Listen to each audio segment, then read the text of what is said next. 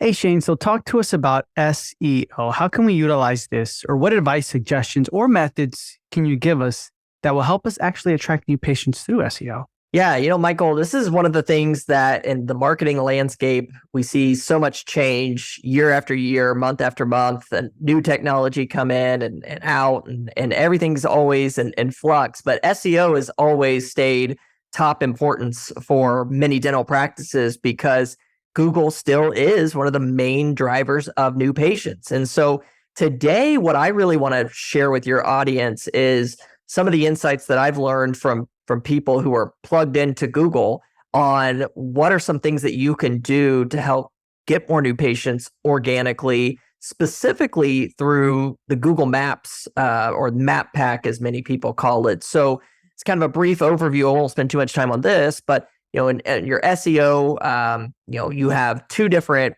areas really. You have your search results, which are like your websites that show up, on the first page. And then you also have, especially for local businesses, what we call the Google Map Pack, which is like, if you searched dentist near me right now, you would see, three practices show up with their Google reviews, and then you may see one, ad right above that. And I'm going to focus today on that Google Map Pack because it's something that Google is putting more priority on because they control it, right? They own your Google Map listing, whereas they don't own your website. And so they want you to be engaging with patients and updating that Google business profile, just like you would update your website. And so there are a few things that I'm going to talk about that can really help you show up in that organically, and not only show up, but actually get patients from it. The first thing, and this is, I think, probably the most common way that people associate using your Google business profile is you got to be getting Google reviews. I don't think there's any surprise there about that. But not only is it the practice that gets the most reviews or has the most reviews, but there's two other factors here that's going to determine showing up.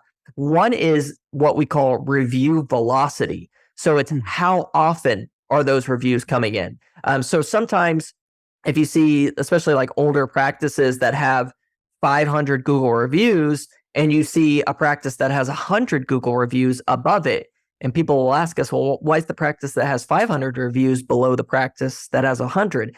And one of the reasons for that could be the fact that the practice with 100 got that 100 much quicker than the practice who got that 500. So review velocity is a big portion there. That's why we recommend having some sort of review automation system in place to where, yes, you want your team asking for reviews, but you need to have an automated system in place because that is one of the big factors that Google's looking at and ranking you in that map area. The second thing kind of tied to reviews is the type of reviews that are left. So yes, somebody can leave you a 5-star review, but what we have found is if somebody in that review mentions like a keyword, for example, that you're trying to rank for, that has an impact on whether or not you're showing up in the maps or not. So a perfect example of this is if somebody were to leave a review and they just said, great office, amazing doctor, highly recommend. That's a great review. But if that person said, hey, if you're looking for a dentist in Indianapolis, I highly suggest, Crimson Dental Office. That has the keywords dentist in Indianapolis within that review. And that's something that Google is taking into consideration when ranking these different businesses in the Google Map Pack. So that's the second thing. And then I would say the third on this is your Google business profile.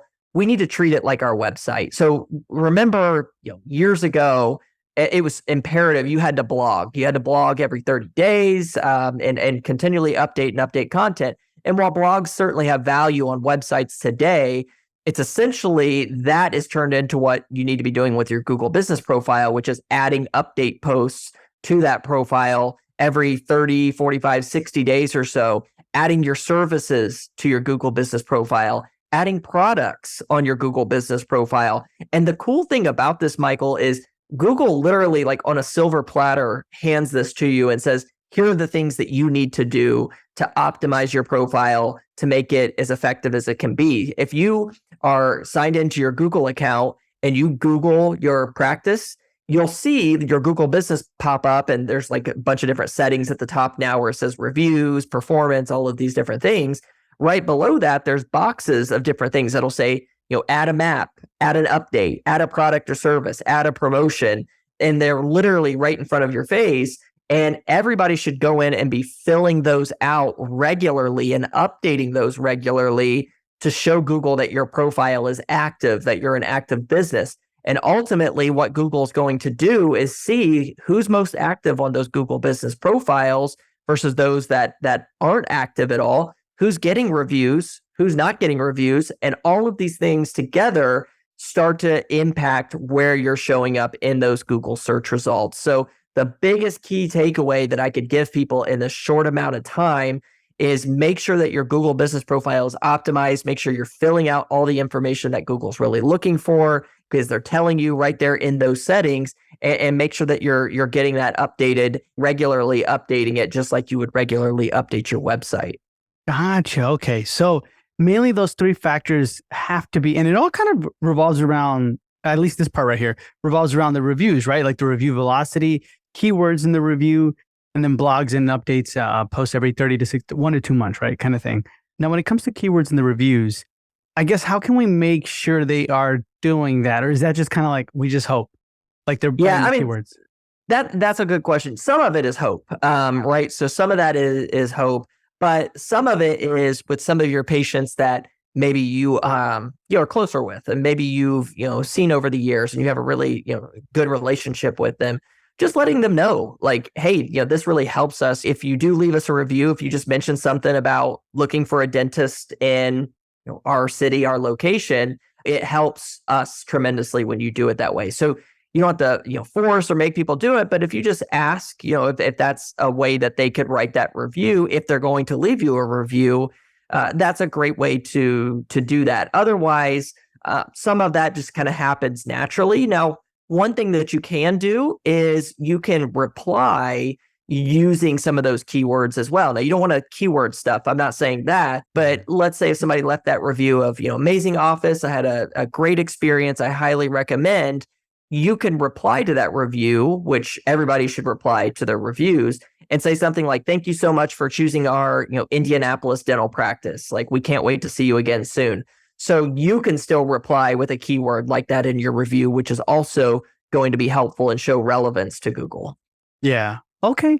I remember working for a practice, and you know how like there's like not smaller holidays, but like we're not off for like the whole week or 2 weeks, or even if that was the case, it was more like if we're not shut down for like a couple months. But if we're only off for like a day or two because of a holiday or something like that, all they told me was to like, hey, just update the voicemail, right? Just say, hey, we're closed for the Christmas holiday or whatever, right? But we never really updated the Google business page. Now, if we're off, let's just say like, oh, the doctor's taking a vacation, and then the team decides to take off, although there's no holiday or anything, or even if there was like one like Labor Day, would it still help to mention on there, like, we got to adjust it, the timing? Or is it like, it's just going to take a day, it's more work, or no? Yeah, as far as like on the Google business profile listing. Like having to go all the way and change it. Yeah, no, I definitely recommend that because it's beneficial to people who are doing a search, and like next week, for example, being July 4th, and then many offices are taking off the 3rd and the 5th as well. I'm seeing that. So if you're going to be closed those days, you need to go into your Google business profile and adjust that accordingly, and let Google know that you're going to be off those days. And that does two things. One, it's going to benefit somebody who's doing a search maybe on Monday, and maybe they had an emergency and they search dentist near me, and let's say yours shows up and it says that you're open, and then they call and you're actually not open. That's going to be frustrating for the patient. But the second thing is it counts as an update.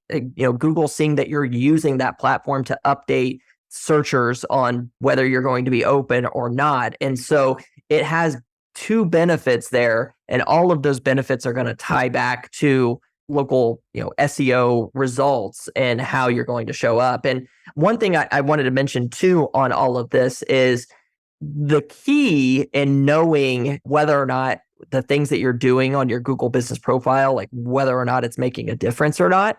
Everybody should have tracking set up in any of your marketing, because if you don't, you don't know what's really bringing patients in. You can ask patients, and we always say, ask patients, how did you hear about us?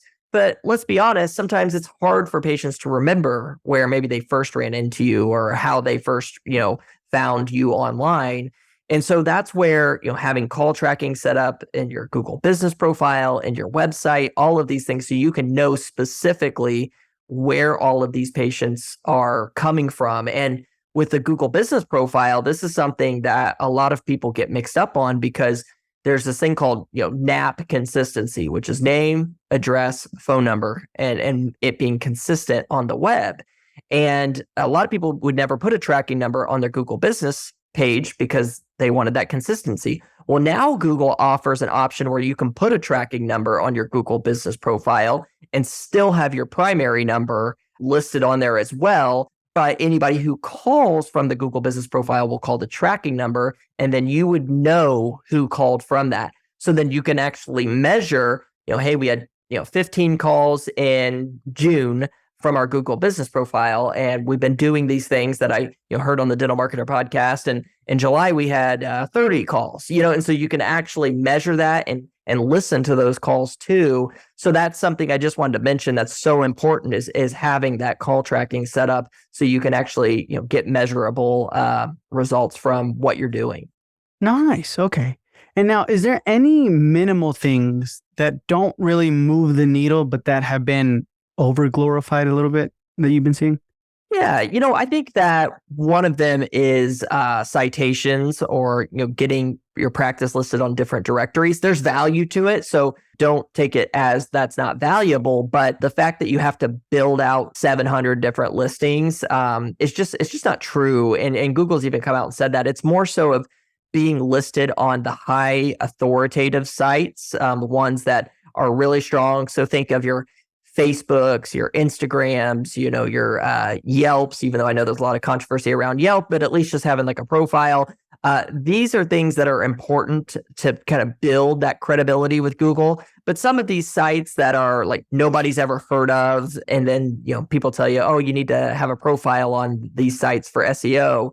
It really doesn't move the needle anymore on some of those. So just want to make sure that, and you can Google this and look up, what are the most authoritative free directory sites, and just making sure that you're built out on those, keeping those updated consistently is really one of the main things that you can do, especially for a newer practice right off the bat. That's something that's really important. So Shane, I appreciate your time. And if anyone has further questions, where can they reach out to you directly? Yeah, so they can always go to our website, crimsonmediagroup.com. And of course, for the Dental Marketer podcast listeners, we always offer free marketing analysis for their practice. So you can reach out there and get that analysis done. And then you can also find me in the Dental Marketer Facebook group as well, Shane Simmons. Awesome. So guys, that's all going to be in the show notes below. So Shane, I appreciate it. Thank you for being with me on this Monday morning marketing episode. Thanks, Michael.